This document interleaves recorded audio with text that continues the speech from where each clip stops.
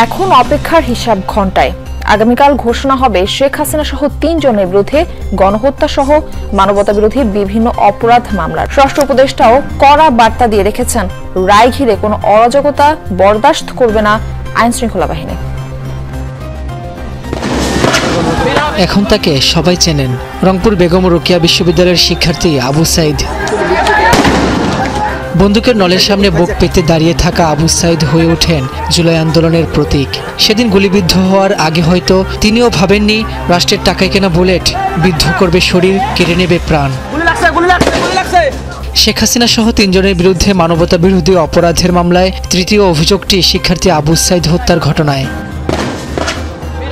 Prosecution বলছে, আবু সাইদকে হত্যার পর কয়েক দফায় পরিবর্তন করা হয় পোস্টমর্টেম রিপোর্ট। ধামাচাপা দেওয়ার চেষ্টা করা হয় ঘটনাটি, তবে ভিডিও ফুটেজ থাকায় তা ছড়িয়ে পড়ে সর্বত্র।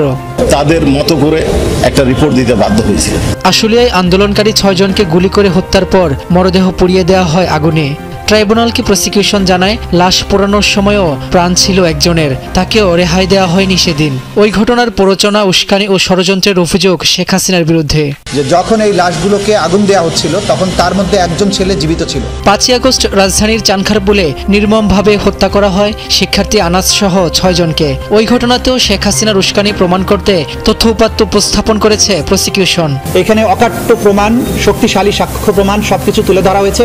জাতির সামনে এই বিচার হয়েছে, আইনজীবী নিয়োগ দেওয়া হয়েছে, দুনিয়ার সামনে ক্রিস্টাল ক্লিয়ার ভাবে উপস্থাপন করা হয়েছে।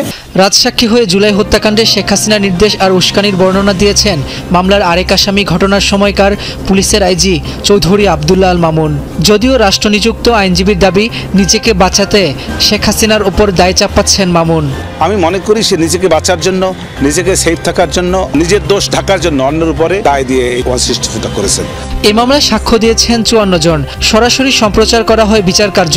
যুক্তিতর্কের শেষ দিন অ্যাটর্নি জেনারেলকে ট্রাইব্যুনালের চেয়ারম্যান বলেন, রায়ে ন্যায় বিচার পাবে দুই পক্ষই।